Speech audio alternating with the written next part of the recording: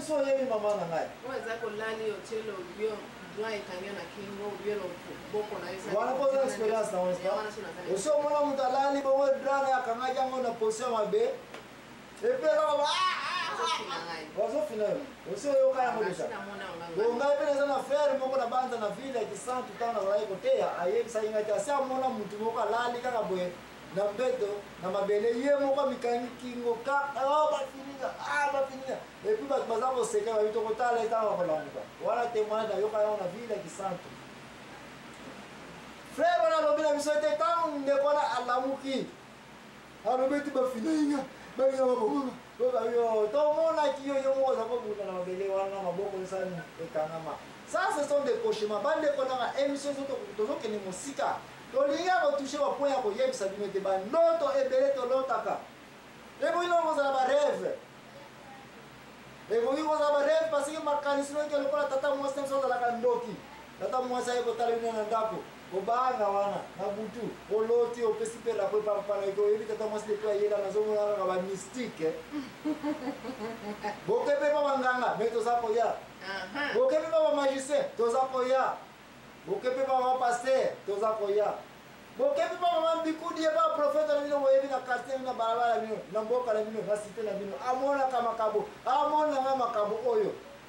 toza koya mais en attendant rêve eza 90% to 90% ya bato na mabele oyo sere nanga tia wana mutu bandoto tolotaka eza na otima zulu te eza na kaka bamakanisi na biso kaka pase makanisi ya mutu force ya mutu ndoto boyi kocreye bamakambo ebele ya mwana en attendant mama ani pesa biso nano quelques versets bibliques tozokokende nango po ete tokokoma na émission ya la vérité toniatela yango na d'une façon chrétienne d'une façon biblique oza na baverset biblique oyi kosupporte mateya oyo ya mpoka tozali na yango toza na Daniel chapitre 2 botanga nyonso bokoyoka makambo ndoto eza wana na Daniel chapitre 3 botangaka nyonso et puis boke na Joël chapitre 2 verset 28. merci mama likuna na mokanda Daniel 2 okoya komona place mokonzi mpe alotaki nini ndoto mokonzi Nabucodonosor na mokanda Joël 2 28 baza koloba ete o na mikolo ya suka oyo nzambe moto azali koloba nakosopa molimo na ngai na bikolo nyonso na banation nyonso na bato nyonso na mabele oyo bana na bino ya basi bakosala nini bakoprofetize bana na bino mibali bakosala nini bakomona bavision ebongo bampaka bakolota bandoto. C'est pour vous dire que différence ya makasi awa entre prophétie eza nini vision eza eloko mosusu na nini tolobeli awa na mokanda Joël 2:28 barêve eza te balobeli basonge banani bakosonge bakoko prophétie banani bakomona prophétie bajeune fille bakosala baprophétie et bon bajeune garçon bakolota baeloko ndenge bavision. C'est pour vous dire que nayebi nanga na bible ya lingala te nayebi nanga mpe na bible ya kikongo te. Quelle différence bible ezali kopesa wana makambo etali bandoto oyo me ngai l'impresar Joachim Ezambwana nazaka koyebisa bino ete nanu tokoti na émission na biso te parce que lobeli kaka barêve kiye makanisi ya mutu suwe ya mutu nga mpe nake na pote public oyozolotaka lokaka nini poto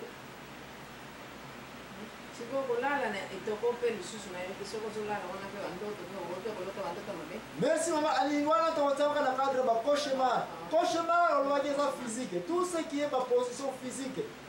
nalalaki na mopanzi awa namoni banguba moko yaki kofinanga kingo banini bakopanzi ntango mpe nalamuki bakanzekosali mpasi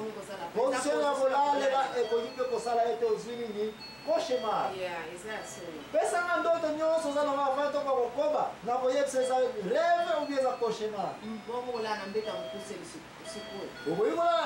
merci par exemple divan oyo place tovandi ya yo mama ani te oyebi nga so nalali na position longitudinale awa makolo oyo koa kosika te me nakoki koforce makolo na nga eza bumba mutu nanga mpe bumba nakomi etala mpuku enga osoma ekoyela ngai te na butu na se ya fatigue ya pongi nakotante kokandola makolo na ngai soki nabandi kosala mouvement ya extension awa pression de gauche à droite bongo badivan eza kokende te naza capable ya kobala koganga na butu mpe nalamuki nayebi soki nalotaki ndoto naza kokangama bandoki balingai balia ngai omoni image nyonso okoyela yo makanisi nyonso okoyela yo mais surtout mutu nyonso oyo ozulaka makanisi ete na famille na biso azalaka ndoki na quartier bandoki baza ya tro yango wana émission mpoka leo tozali kolobela rêve cauchemar songe vision tokoya komona koma bato baza kolobaka na bakartier nalotaki mama tel aza ndoki nalotaki ibu moko eyaki na butu oyo na nyonso sont des images nakoyebisa bino na mpoka lelo na banza ntango kolongo na émission oyo bokende bandako na bino bokozonga sina batete vide te bongo sikoyo masanga lisusu omeli masanga lisusu wana ekokopesa oso bacauchemar. Merci mama Ani na richesse na oyo ya makambo ozali kobimisa masanga mpe ekoki kopesa mutu ke alobi na yoke nalotaki ndoto mais ezalaki ndoto te ezalaki kaka cauchemar parce que na se ya masanga mutu esalaka lisusu te okomona mutu amelaki masanga ne akomi zengele oyo kutu oza kolobela na moi ebosoki alali na butu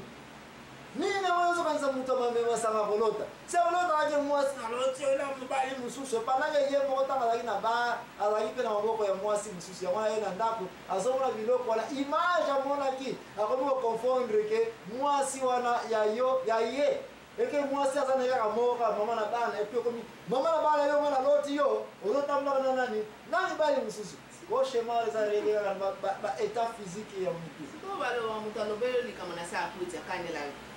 oh mama ali merci mais tokolobela barêve basonge bacauchemar biloko ezali koleka na mo bimisaki dormir mutu alobi o likambo na se ya kwiti eske aza kolala na se ya masanga se place nanga oeshue parce que définition ya makambo tokolobela eza lie na position nini ya kolala dormir barêve nazalaki ya kolala